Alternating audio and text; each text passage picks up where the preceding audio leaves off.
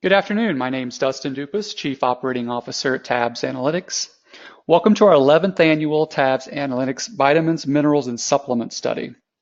We'll be covering consumer, channel, and product trends across 18 VMS segments such as probiotics, multi, letter, joint, brain, and more.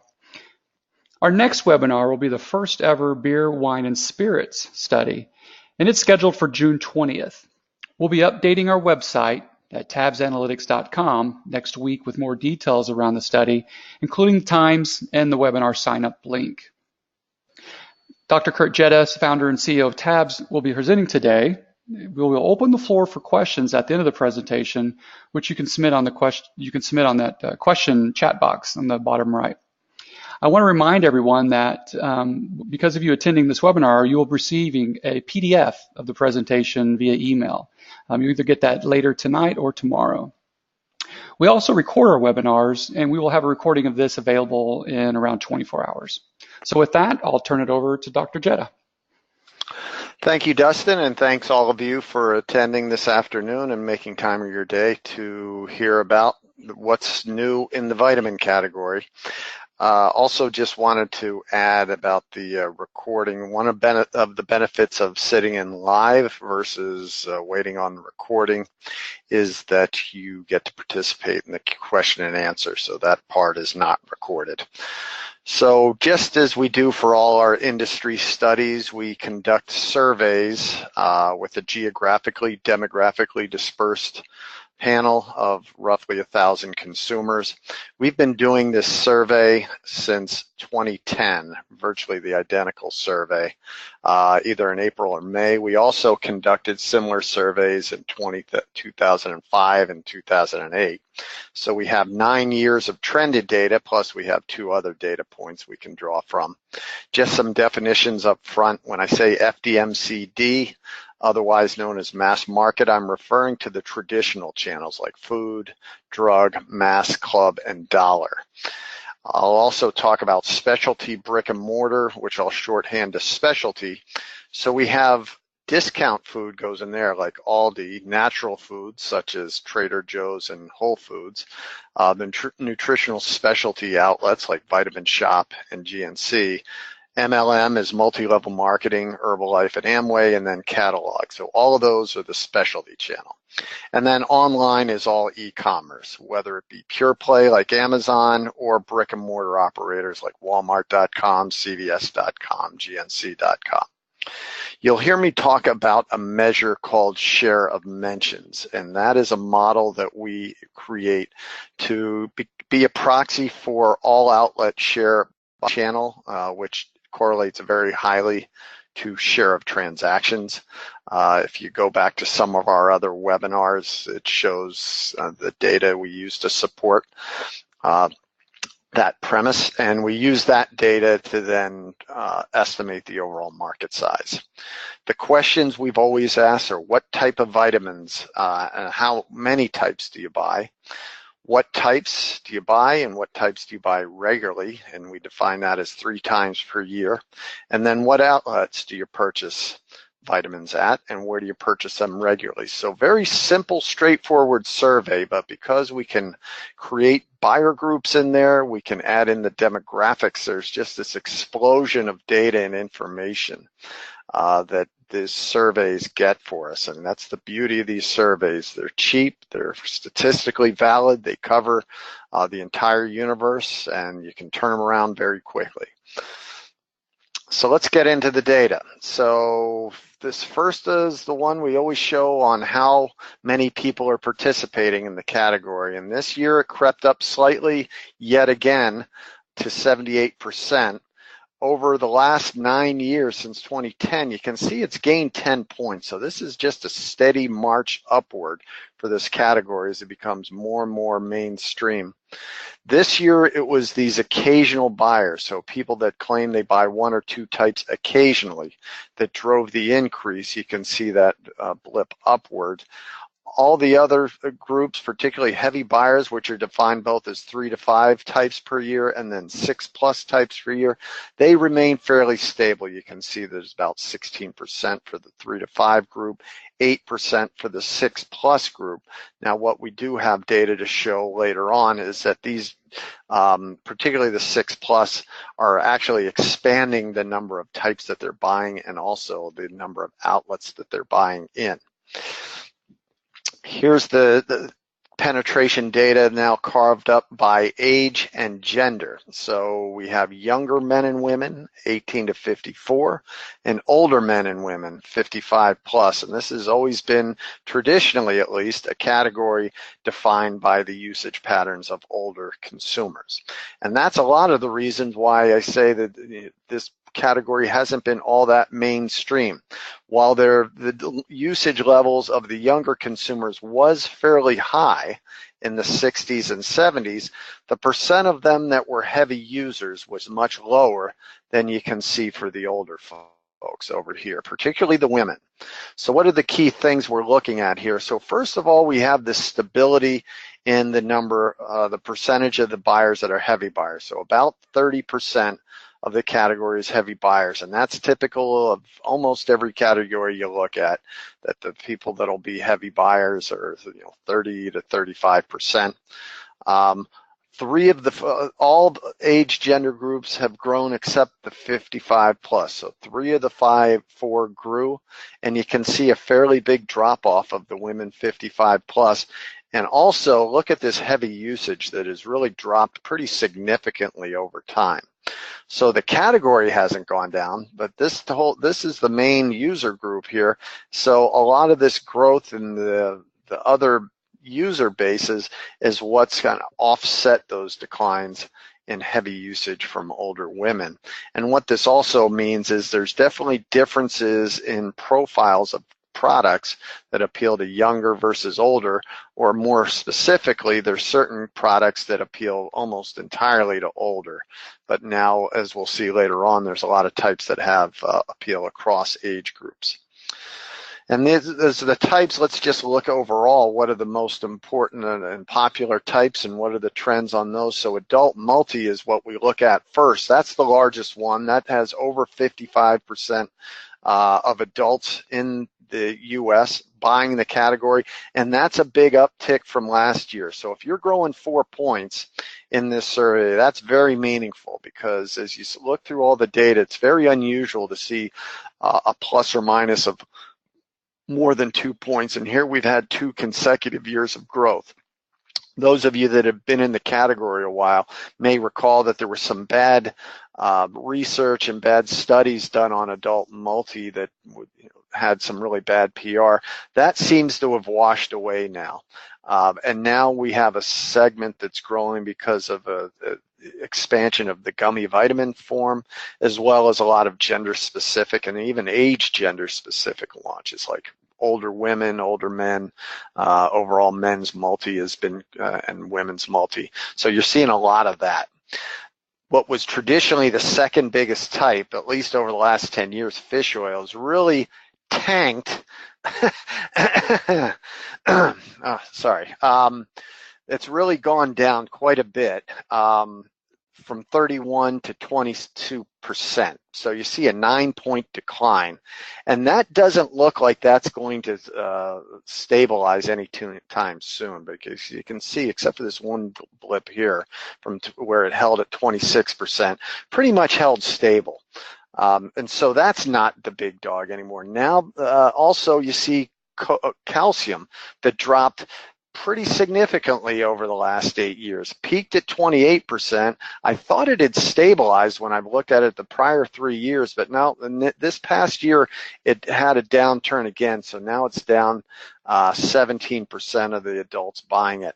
Where we see growth and where now the second largest type is, and I guess it has been for a while. I just probably need to reorient the sorting here, because vitamin D now is, besides adult multi, the second largest type, and it's had this steady growth trajectory over the last several years. We see the same growth trajectory, not quite as extreme, but not quite as high, but vitamin B has grown quite a bit as well. So those are the major types. As we look at some of the secondary types, second tier, you see probiotics has been pretty flat the last 3 years. This big growth here wasn't so much a growth in usage, it's how we phrased the question. Seems like there were a lot of people when we started adding probiotics such as Align, Culturelle, Philips Colon Health, the reported usage went up quite a bit. Child multi has been flat, and that had some pretty significant growth due to gummies. That was the first type where we really saw gummies become a pretty significant factor.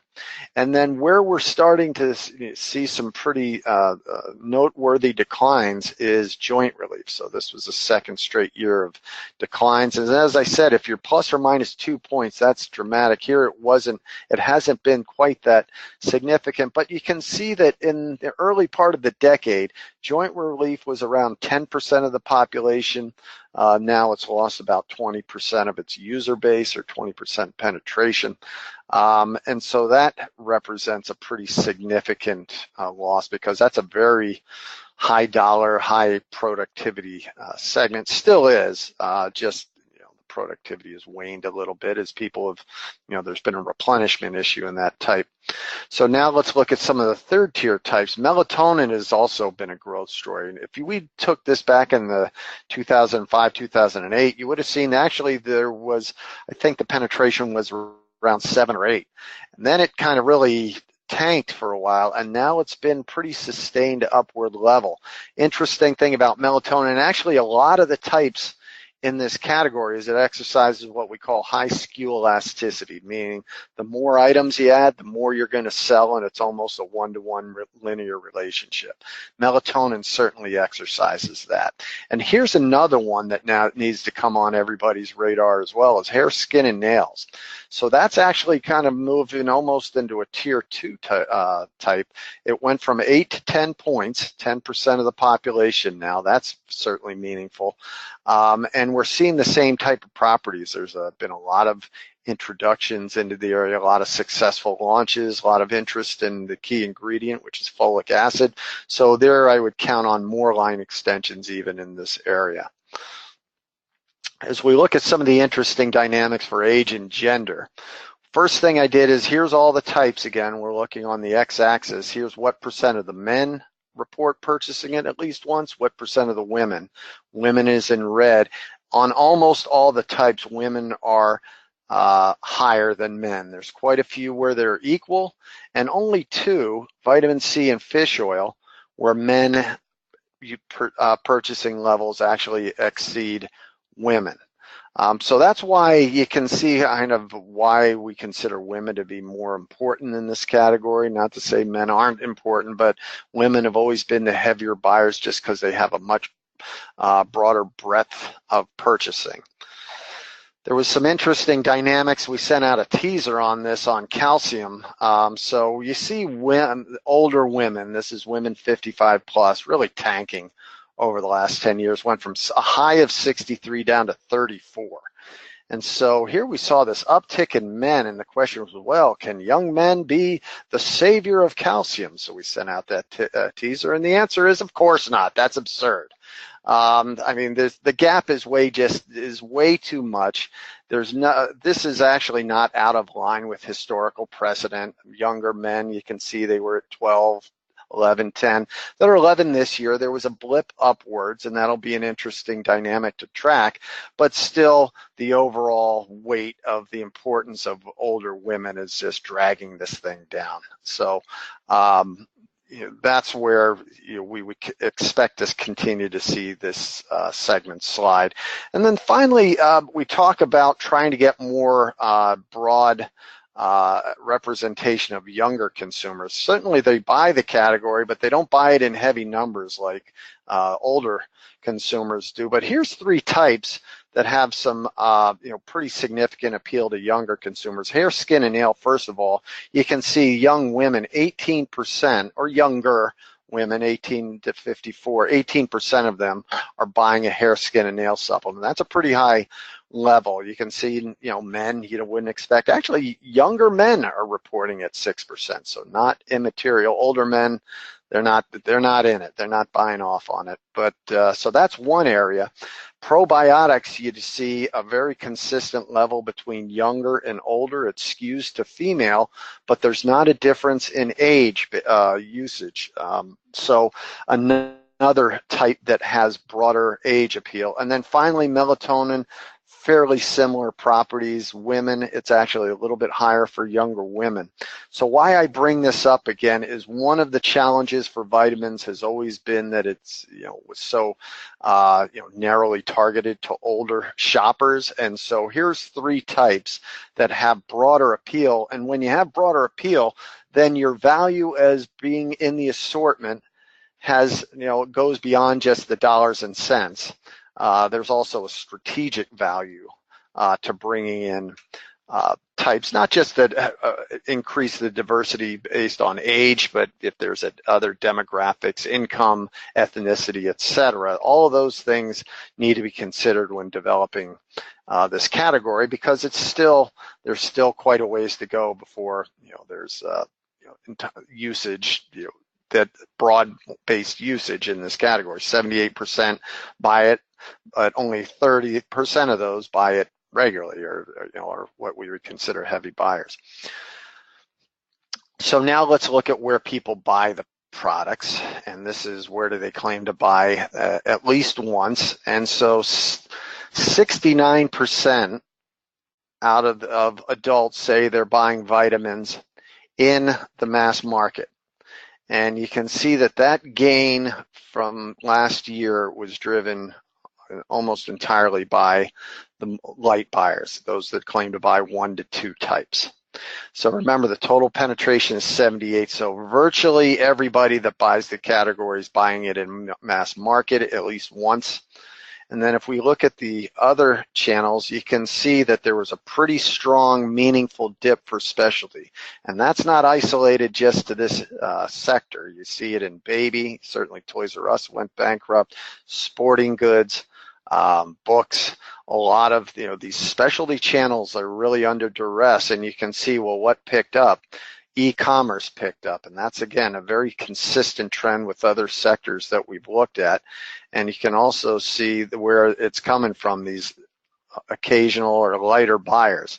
So people are coming into the category, it appears, either through mass market or e-commerce, and specialty has not been able to make the gains with that user group.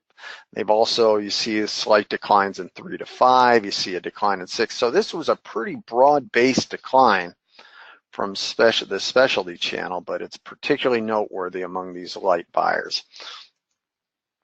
If we look at specific outlets, look at this big jump from Walmart. So they were the big winner in this survey. Now understand, and this is something I've commented on in other webinars, is these surveys have this interesting feature of being able to pick up on these shifts in trends and accentuate them, or making them look more extreme than they really are. So there's a noteworthy dynamic that we can see in the marketplace, and they just look more extreme when we do these surveys. This is probably about 10 times that I picked up this particular situation. So there's really not that dramatic of an increase in Walmart, but we have been able to corroborate from other sources that Walmart is in fact doing quite well in this category. Brick and mortar, that is, not just online. So as we look at some of the other mass market, the larger channels, there's pretty much stability with all these guys: CVS, Walgreens, Target. And then online, as noted earlier, grew quite a bit. This is just percent of the people that say they bought at an outlet just once. Interesting that both wholesale clubs dipped a little bit. Now that'll be something we're going to keep our eye on, but are they a channel that may be vulnerable to vitamins, online vitamins as well? And the reason why I say that is because these tend to be, bulkier, bigger ticket type purchasing, load up type of purchasing, and it may align with the way people buy their vitamins online. Other dips, we saw a natural food dip, GNC and overall buyer count grew a little bit, as did Vitamin Shop, but overall we're going to see that these outlets didn't do a great job with the heavier buyers. That's where they lost their share. And consistent with the market, we see dollar store growth for vitamins. This has always been a very small category, relatively speaking, in the dollar channel, but this actually provides some indication that there's, it's now starting to get some traction there. And a lot of it may be because of that whole age skew, I would surmise, because it tends to be more younger families and family oriented, just like grocery stores are. You can't really see it in the graph, but the real brunt of the decline in the user base, the buyer base for the specialty outlets, is the secondary outlets. Catalog, that's been a clear shift to e-commerce, but Vitamin World has had their problems. Multi-level marketing has really declined. That 2% down to about 0.7. I mean, that's more than 50% of the buyer count that's been lost over the time that we've been doing this study. Similarly, a decline in chiropractors and gyms. So that's economics 101. It's like when there's consolidation in industry, it's the marginal competitors that tend to get rolled up.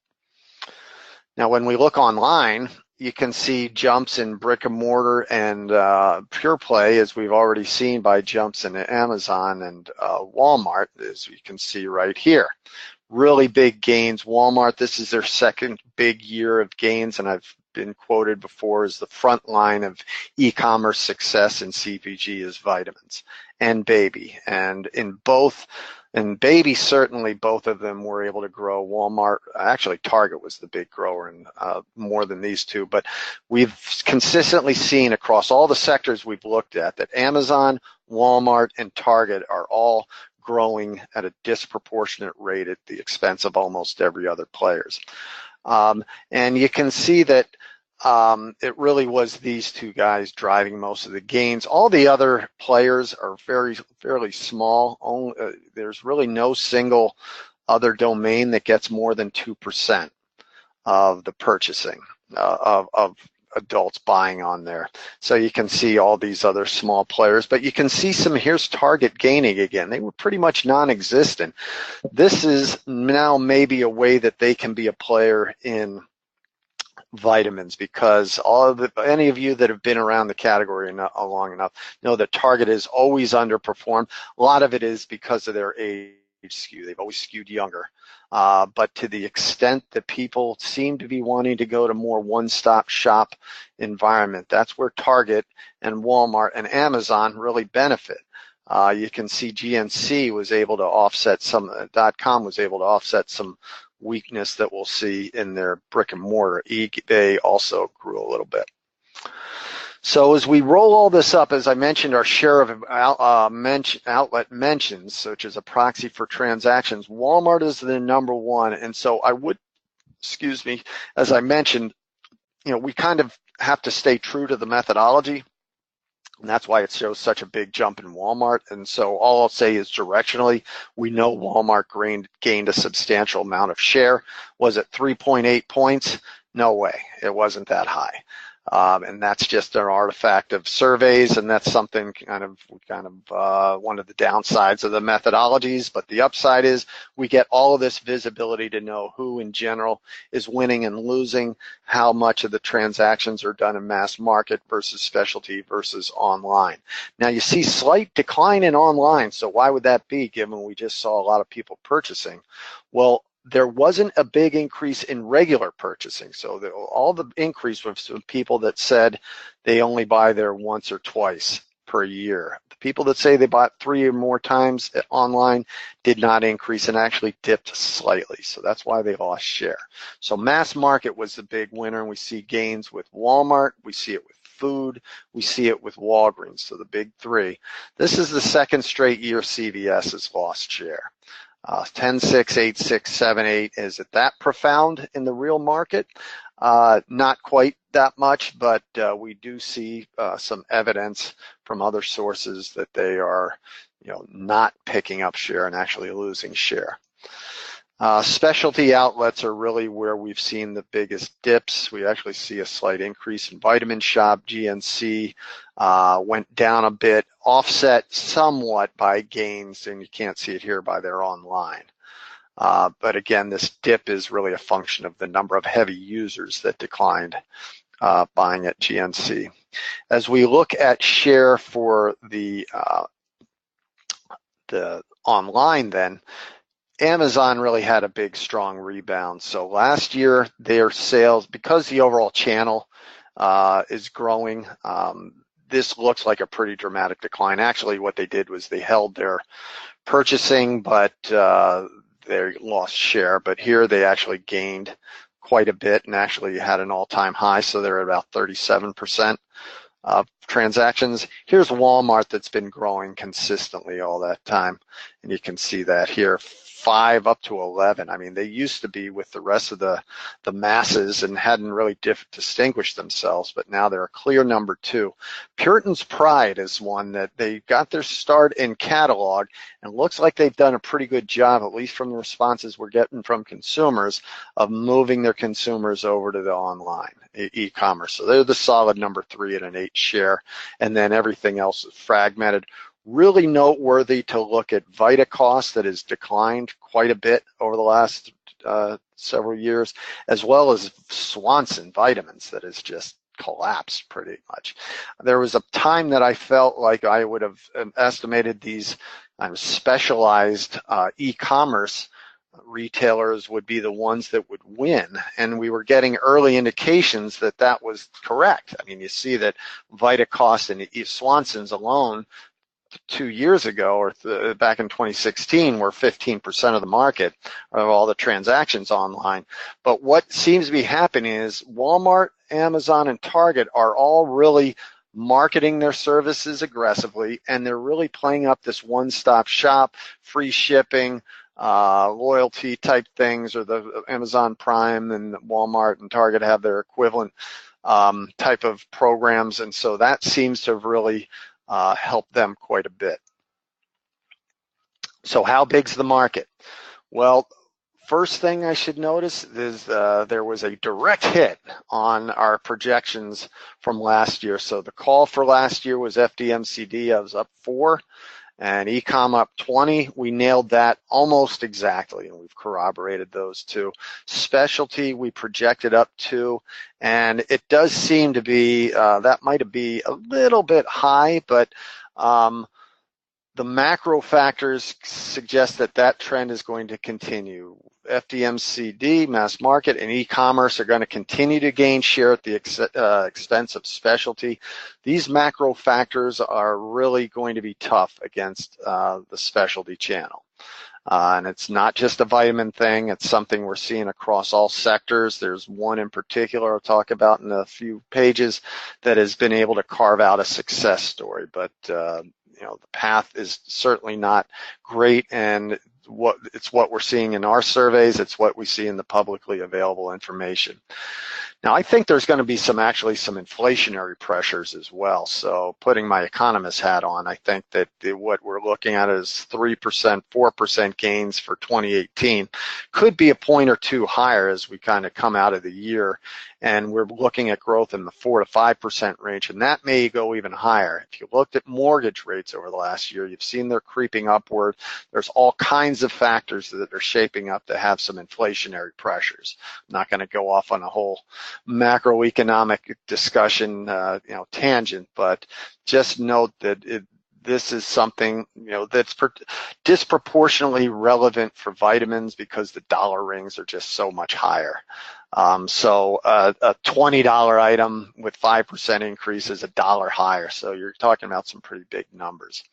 So what do we cull from all this? First of all, this is a second straight year of healthy gains, and healthy meaning we're not only seeing gains in the top line revenue, but it's really volume driven as much as it is pricing driven, and that's a very positive story. This year's gains were due to a significant gain in light buyers, those only buying 1 to 2 types, but there's also evidence that heavy buyers, really the extreme buyers, are buying more types and purchasing more outlets. This has been a long-term trend about the growth and this category being driven by light buyers. Remember last year when we started the survey, or in 2010, 68% penetration. Now we're up to 78, and it's been almost point for point due to increase in light buyers.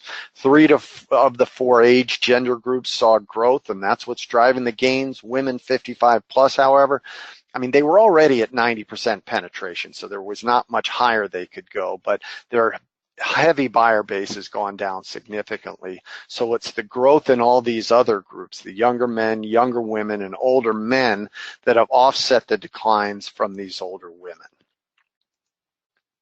And that has implications on what types people are buying. So the largest type, adult multis, which has a much, obviously a very broad appeal to men and women, young and old, went from 51 to 54%, and that's consistent with what we've seen in market data. Vitamin D, B, and D are the two major types with long-term growth, and they grew in 2018, and we expect they'll continue to grow. Hair, skin, and nails is the one new type that really is worth noting as far as an emerging type.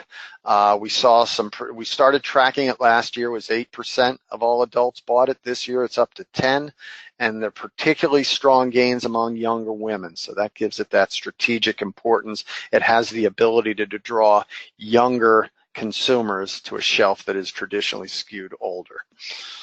Calcium and fish oil, both really hurting. They're going down, and the trends don't look favorable. So older women in particular are abandoning both of these types, and penetration on both of them has gone down over 40% from their peak in the early part of the decade.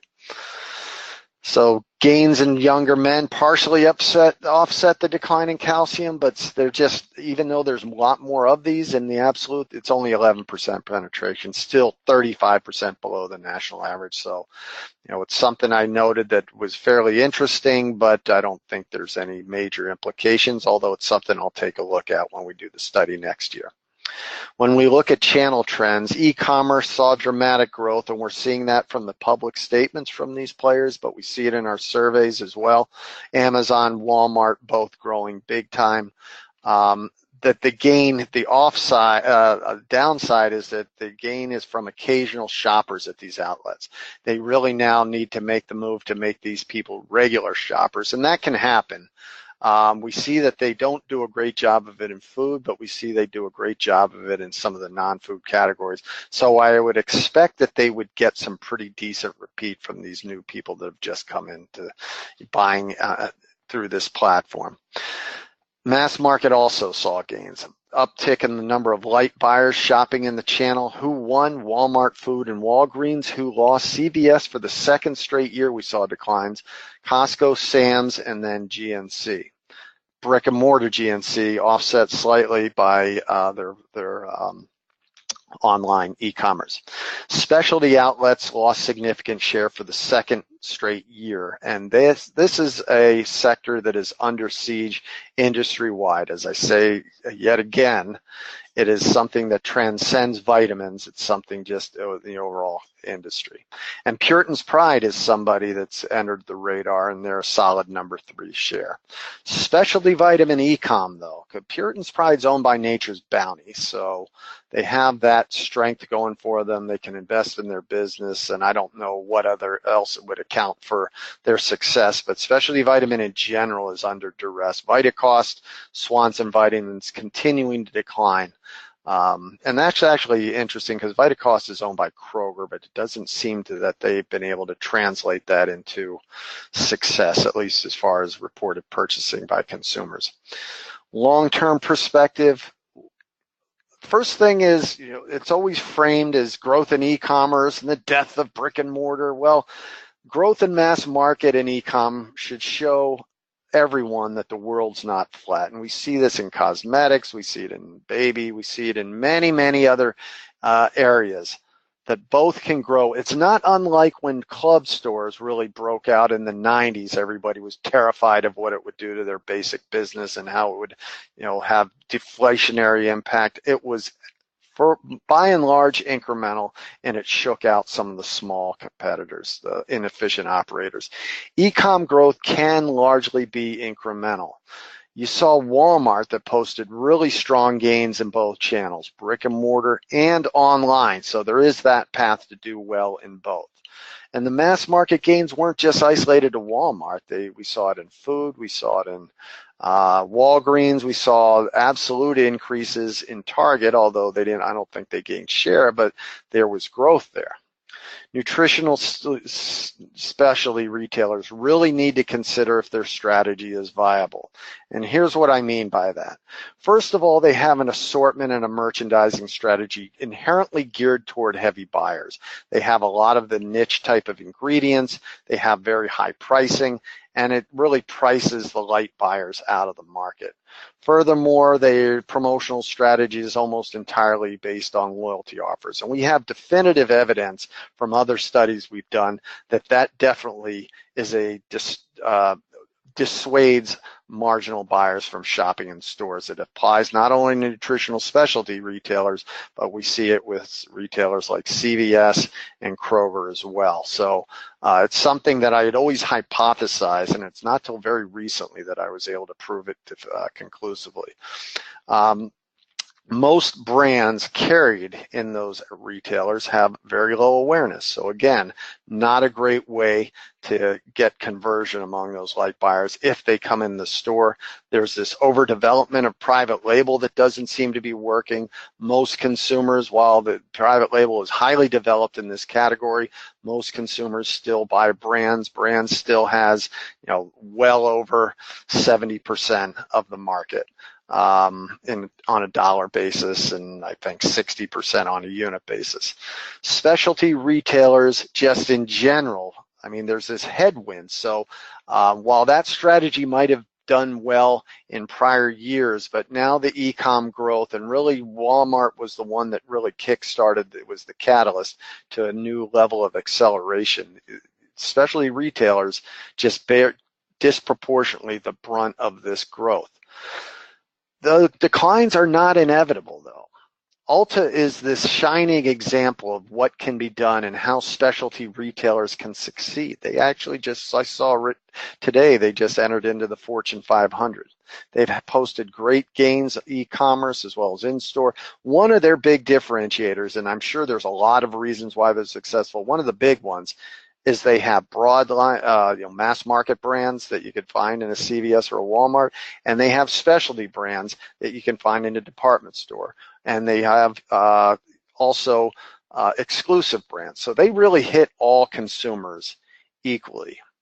And so I would say not only the nutritional specialty guys, but any specialty retailer, start taking a page from understanding in detail what Ulta is doing to generate success. So I want to draw everybody's attention to our quarterly nutritionals tracker. So we have this tracker that goes out and tracks not only the information you saw in this webinar, but also we track about brands. And so this is something where you can get a good fix on what's going on an all outlet basis. You can identify how your brand is doing over time as far as awareness and favorability and some of the other key metrics. Wanted to just take you through an example and just show you what kind of data you would be receiving with that. So here's the brand metrics. So we're looking at all key brands. We have up to 30 of them. And we also have segmented. I made the comment that a lot of the brands carried in the alternative channel aren't all that popular. Well, Nature's Way has been there for a while. They certainly have very high awareness, and they've also gone somewhat of a omni-channel and all outlets. But here are the top brands in the alt channel. And you can see that, very low awareness, so not a whole lot of people know them. And if I click on light buyers, which with this data we can do, you can see that the awareness dips even a little bit more. So that's just not a great portfolio of brands if that's all you have to offer to appeal to those users. If I look at mass market, here you can see, One A Day, Centrum, Nature Made. These are all ones that are available pretty much anywhere you shop in the mass market, and they have awareness of 50% and above. You also can track product types. So I talked a little bit about growth in hair, skin, and nail. This is done on a quarterly basis, HSN multi. So we can see this is, now really gone up quite a bit from even when we did this. This is 24% that we're tracking here, because I think is a little bit different phrasing. I think hold on. So also that's important. So this defaulted as CVS buyers. So we can look at it. If you're going into a retailer and you want to speak the retailer's language, they want to know about their particular buyers. So I can click on Walmart buyers, or I can just look at the universe entirely. And this, again, tracks on a quarterly basis, not only purchasing, but regular purchasing. And then this measure we define, we call state of loyalty, which is what percent of the people that buy once say they buy it regularly. We talk outlet metrics, some of this brand demographics. Let me talk about the type demographics, because I talked about how some of these types really have a strong appeal to younger buyers. So look how most of the ones, and we're looking at an index, have this skew toward older consumers. So to the extent that we want to broaden the appeal to younger shoppers, we see probiotics, for example, skewing 25 to 44. Melatonin, same thing. Hair, skin, and nail, same thing. This aromatherapy, child multi aromatherapy, skewing very much younger as well. We also then finally, I'll show you how we then create the outlet share. We track it on a quarterly basis. Here's, for example, Amazon. You can see 8.6, 8.8, 9.4, how their share creeps up, keeps going up quarterly. Walmart might be hammering on, look what you're doing on it. I'm losing all my buyers to Amazon.